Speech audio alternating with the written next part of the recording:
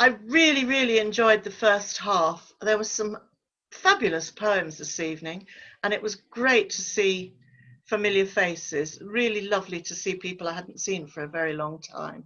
So thank you so much, Anthony and Valerie, once again for organising it and for organising this part of the evening too. Now, in about late 2016, Anthony had the prescience, or I thought the temerity, to suggest that Rik should record some of his poems. I know Anthony had taken a great interest in recording poets, but he approached Rik, and at that time he already had quite advanced dementia, and I was reluctant and not really sure that it would be such a good idea. And I did sort of quietly have a word with Anthony saying, you know, you'd need quite a bit of rehearsal, I think, before you got a good quality recording. Well, Rik defied our expectations, and I don't think we had to do a repeat of any of the poems. He did them straight off. The only thing that was required was that I made the selection, because he literally had to be handed the poems. But many of you will remember that right up until about a month or so before he died, he was still able to stand and perform his poems with some power. And you may detect that the power of his voice and his presence isn't quite there in this recording. And listening to them again very recently, I could detect a sense of maybe, as he used a phrase he used in one of his poems, intimations of mortality in his voice somehow. But anyway, let's begin. I think we'll start with a positive note. I'm going to start with Spring, Early Morning in Your Face, it was called. And I tend to think of this as Rik's antidote to lyrical poems about the spring. It's a kind of satirical, antithetical poem about the spring awakening, as it were. He was at home in nature, Rik, but he liked nature in its wild forms, the moors, the dales, the mountains, not quite the confines of a suburban garden. And so he was perhaps a little bit whimsical about the spring flowers. But nevertheless, there's some wonderful images in this poem, particularly the idea of the crocuses being in denim. And, well, you'll hear for yourselves in a moment. So have we got a photo of Rik to begin with, Anthony? We'll see the picture of the skiing one, just sort of so we can see his image, if we can have it. And if not, well, we'll listen to, that's the one. We have tell me when to play the poem.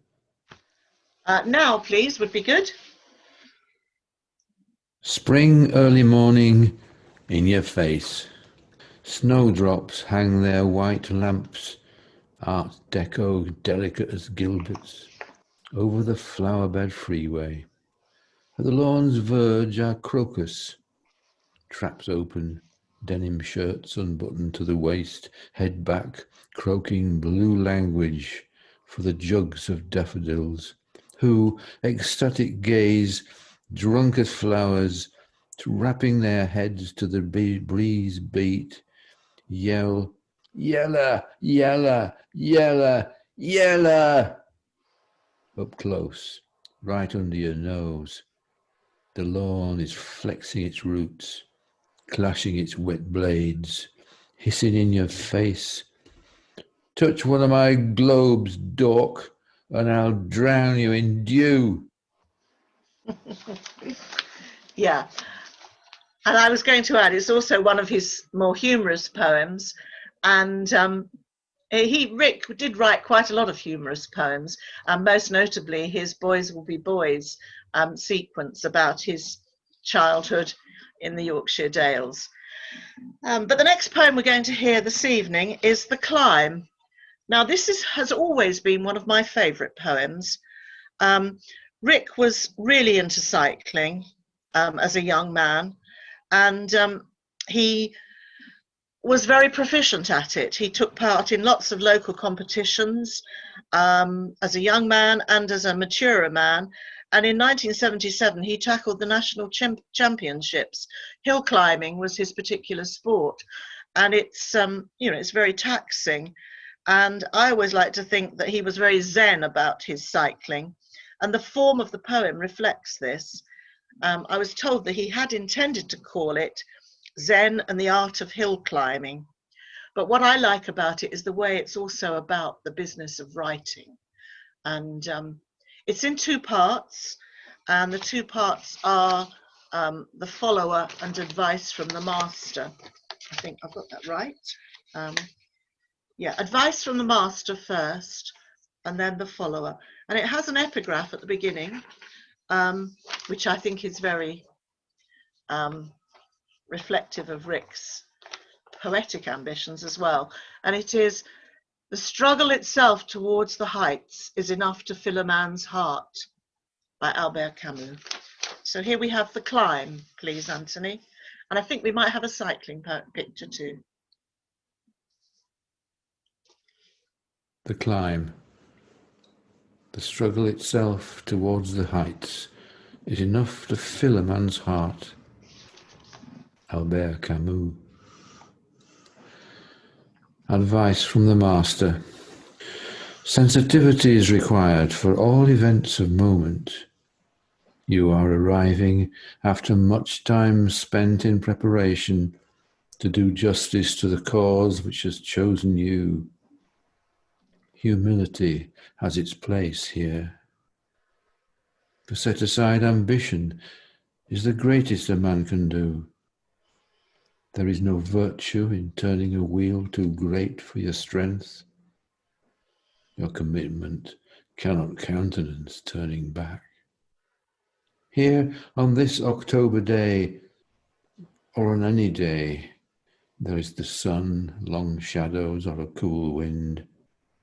It is now when a kind of terror takes hold, and wishes are for home and the warmth of familiar things. If your ancestors had a war cry, conjure it now, or coin one for yourself. I joke, yet I'm in earnest. True laughter brought to the test waxes stronger even as death impends, bracing the spirit, settling all disquieted strength at the centre. The musings of the follower. Are you ready? 5, 4, 3. It's just another hill to climb. Is it worth the effort? Certain spectators, readers on the roadside, reject us for madmen, their perceptiveness hidden by a laugh or a joke. Would they follow someone with a name or charisma, listen to voices, listen to cadences, look for style? Some shiver, understanding nothing. The kindly are mindful of the organization, the austere tone, the quality of the surface. Aha! There is more than one way to a beginning. Some may ask, what is happening here? Why do they do it? Such thoughts echo through my mind, peddling the oldest question among mist and rock. What are we all doing here? Such echoes, their reverberations, can be still in the remembered moment, the experience not necessarily at the end of some performance with presence, when the striven after form powers through. One may feel it simply as a momentary accomplishment of the heart. The chain is taut, the polished spokes now turn. Discarded words are strewn like scree upon the road behind. The nimble tires skip and sideways spit their gravel alphabet.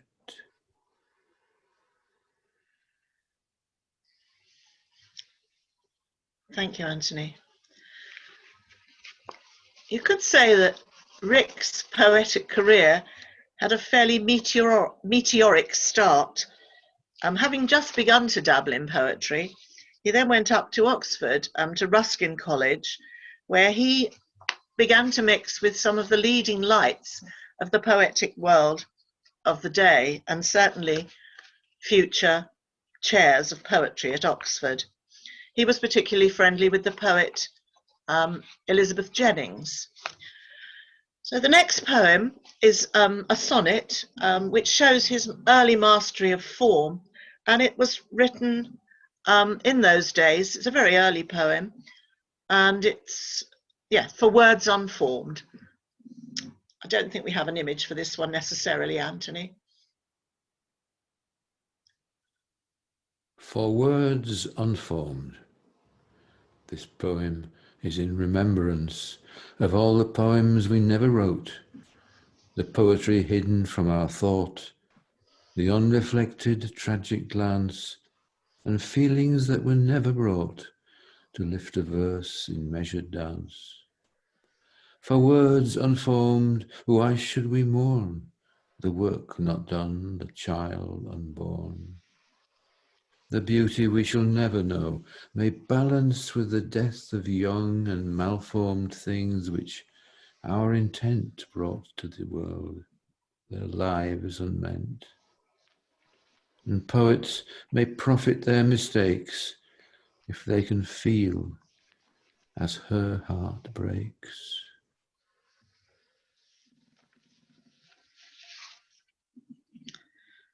Thank you.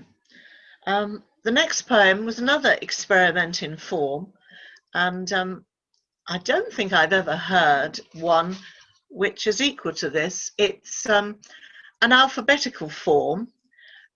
He uses almost all the letters of the alphabet, starting with A in the first half up to VW, I think, and then reversing it in the second half. I think meaning is secondary, but it just sounds wonderful. And it's just one of those virtuoso tricks that he managed to pull off. So here we have Constance. Constance, an alphabetical form. After bonny Constance died, every fine gentleman's house in Jacksonville kept lovely mementos. Neat opals, precious quartz, roses stood tall under verdant walls.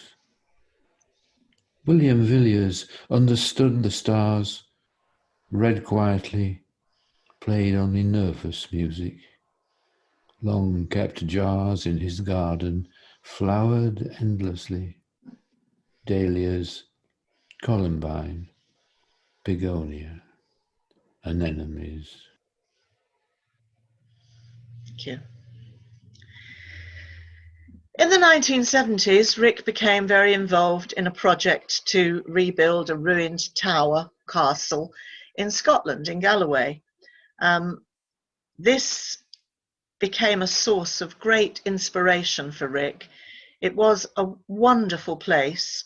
There was great camaraderie and companionship among the people there, and it was a source of well, great inspiration. It was also the place where Rik and I really began our relationship. So I think we have some good photographs of the castle. I don't know, Anthony's selected one. But the next poem is White Owl. And the owls were just kind of emblematic of trips there. The very first night I sat in that castle, in the cottage, and heard the screech owls up in the tower. And they really were lots of them, and we've got many owl stories that we could regale you with, but we're going to hear Rik reading White Owl. White Owl. I remember stepping from a car in the early hours under a full December moon, brilliant with frost. Bathed in the cold beams, we stumbled over the courtyard, our heads blanketed against the icy light. Under the constellations and the ragged tower, there were owls' wings and shouts of laughter, the slamming of a car door. Our breath and warm voices were visible in the moonlight. At supper, in the flickered kitchen, warm conversation blazed. Then pale candles led us, exhausted, to sleep. Awakened by the glare of the arched moon crossing my sleeping, I stood by the diamond panes of the croft's high window, with the moonlight crashing through the sky around the tower of shadow. There at the icy glass, the screech owl suddenly spread huge wings in greeting, then vanished. And under the stares of stars, I blushed, affected by so strange an honour. Welcome or omen? My nape hairs prickled like claws in the brittle silence. Thank you. I got a bit of a pause in that. Did you? No. Okay, but the photo, if you've all got the photos, the one on the right-hand side of the screen is Kenneth and Rik sitting in what we called the poetry garden. There were a couple of places for burning fires in front of them, and they're looking up.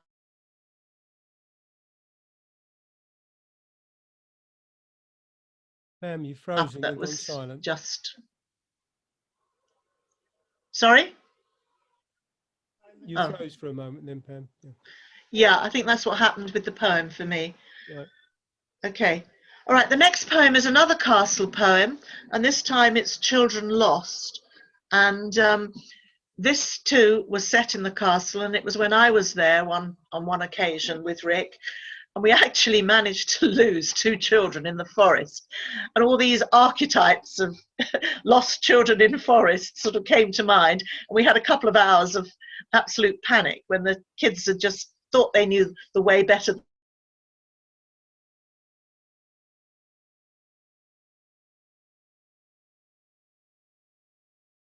the cottage. It wasn't the door they thought it was, but the people knew of them and knew where to return them. So all was saved. So here is Children Lost.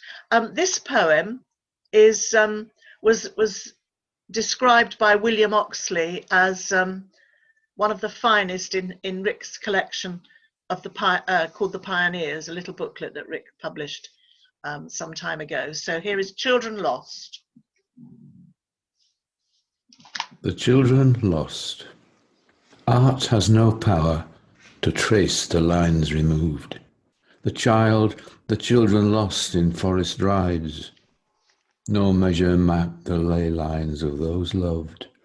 Among the sweeping pines, the tall green brides. Lays that would move the folk, my hazel wand, are deeply buried in the sensual ground. What running laughter killed, from woodland pond the impassioned hunter called, but never found. Striding the candled room, turned heel to wall, face turned upon face, flames mirrored in the flame, the future throws long barren shadows, all behind, the crowded yesterdays to blame. My mind is filled with brutal briar in flower, a tangled stream in bloom, a ruined tower.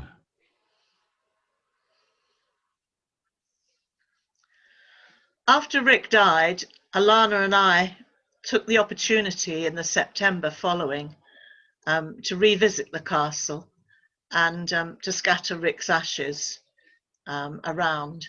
And those last 2 lines of that sonnet sort of echoed in my mind the whole time. My mind is full of brutal briar in flower, a tangled stream, a ruined tower. Those 2 lines encapsulate that place so well. And I think it's a fine poem. The next poem is very brief. very romantic, very lyrical, and I think it's an absolutely perfect poem. I love the imagery of water in it, and I love the way, again, it relates to writing, as many of Rik's fine poems did. So here is Watermark. Watermark for Pamela. In the night, I woke to movement, your warmth, and an image of something childlike, the fetal simplicity of your quiet kiss. Its round perfection is inside me now. Your lipped O wells and surfaces like the vowel on some oceanic page. A sweetly oval sea mark cresting my word-racked day. Thank you. Now the next poem reflects Rik's great passion for flying. Many of you probably know that in his retirement, he did take flying lessons, but as a young man, he too was very keen on flying. And he actually joined the RAF and then had to try to get out of it when he was a young man.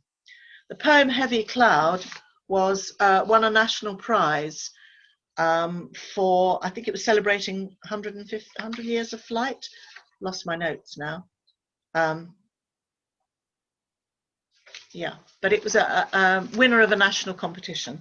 So it's called Heavy Cloud, but Rik said himself that it was about writer's block. So writers among you will maybe recognize the metaphors. So Heavy Cloud, please, Anthony. Heavy cloud. Flying at night in heavy cloud, I am searching for a metaphor for something as old as joy, as old as guilt. Light breaks in from below. I see an ocean. One could look back for 50 years and succumb to nostalgia, the sickness of time travellers. The radio is silent. My neural instruments malfunction. I scan the waves for a signal, but there is nothing but a spark, a candle burning on a dark star. Terrific. And next we have one that Anthony had selected for a poem of the month at the Dugdale Centre. And it's called Condor Over the Grand Canyon. I think we have a picture of Rik and myself at the Grand Canyon. This is the poem that nearly never was, because Rik and I were on a trip to the States. We were about to go and visit the Grand Canyon. We booked on a helicopter flight over the canyon, terribly excited. We had to get up at what my daughter would call stupid o'clock to get this flight, and we had to get all weighed and everything for the helicopter flight, and then we found that the conditions were appalling. It was thick mist, it was raining, absolutely appalling. So it was scrapped. The helicopter flight was scrapped. But nevertheless, we went on over to the canyon. When we got there, it was raining. I mean, a real horrible, rainy, miserable drizzle. And we thought it was going to be a total washout. We couldn't see a thing. And then we both started wandering around, and I walked into the visitor center and started reading about the condor, and then walked out. And as I walked out, the clouds seemed to lift, the sun came out. If you've got good eyesight, you can see the Grand Canyon just behind us. It's absolutely delightful. Somebody took a picture, and we turned around and started watching, and there they were, the condor. Absolutely amazing sight flying over the canyon. So here's Rik's poem, Condor Over the Grand Canyon. Condor over the Grand Canyon. Now, in a gulp of time, we stand at the south rim, gazing down to the Colorado winding among red butts, ravines and mazes. an awesome landscape sculpted by aeons of frost, wind, and water. Near us, a mile above the canyon floor, a pair of giant condor ascend on a thermal. They soar as if riding on the breath of a chasm just awakened and yawning with creation. Leisurely, they wheel and wheel again. Subtle wingtip feathers direct their flight path ballet. They must find pleasure in this, for we stand spellbound and grow envious. For a moment, we glide alongside them. The planes of our hands and arms mirror their wing configurations, and slowly we wheel and turn, our feathered fingertips sensing the air's indifference. Once in the gulf of mythic time and space, Daedalus and Icarus stood at the rim of a Cretan gorge, shouldered their archangel pinions, and gazed at the birds migrating westward towards the shores of Sicily.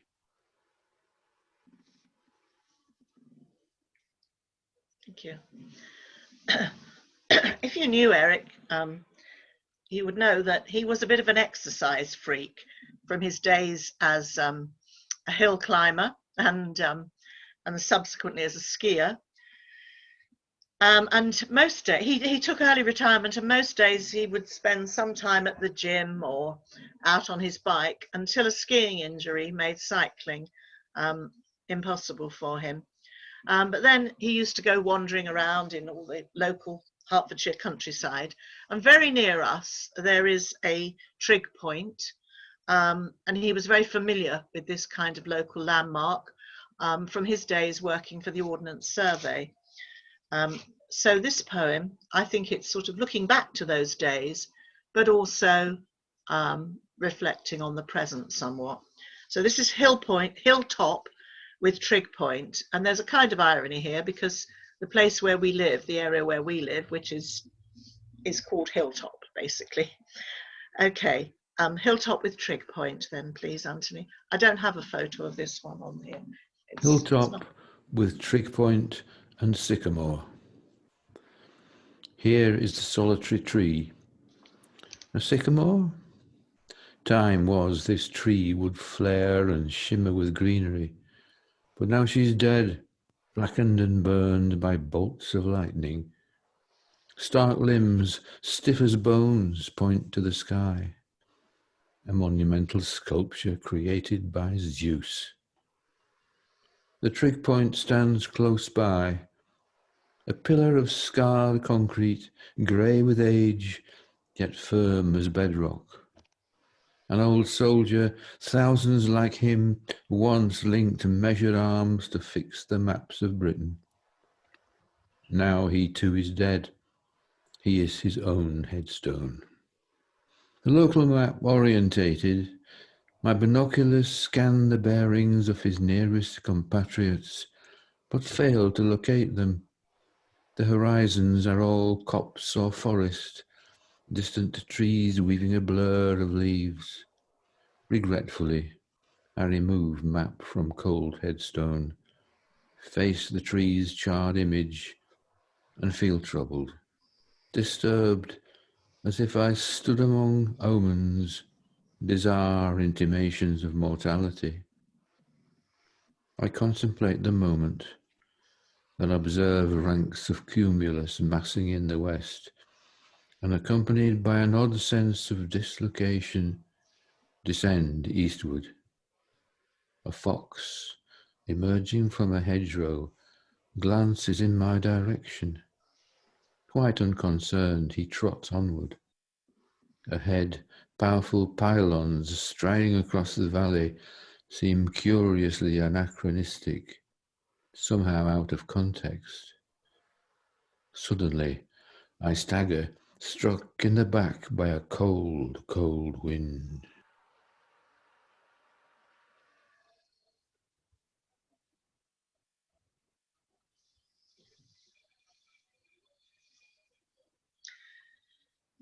And the last poem we're going to look at is called The Relativity of Dreams. Both Rik's children, Alana and Raj, became interior designers. His brother's an architect, his son-in-law's an architect. This poem was inspired by his son's graduate exhibition, and it uses the imagery of design and building, but it relates to his own experiences of writing and of teaching. So those two themes are going side by side. So here is The Relativity of Dreams from a longer poem called Interior Designs. The Relativity of Dreams. I have explored this province of uncertainty for many years. Searching for resolution, I created multiform images of virtual light, assembling towers of untold meters from which nothing could be seen. I scanned bridges without foundation, processed measures for elaborate cities whose walls expired around me.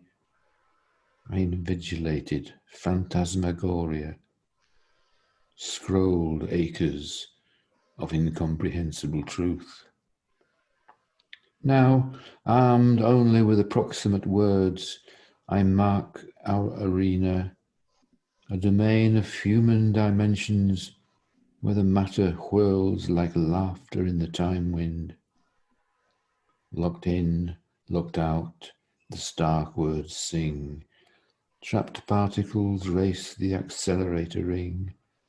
And at the existential core, yes, we practice art against our nothingness. Thank you. Yes, a killer final couplet there, I think, and a great way to end. Thank you, Anthony, so much for providing the images and those great recordings. Thank you very much.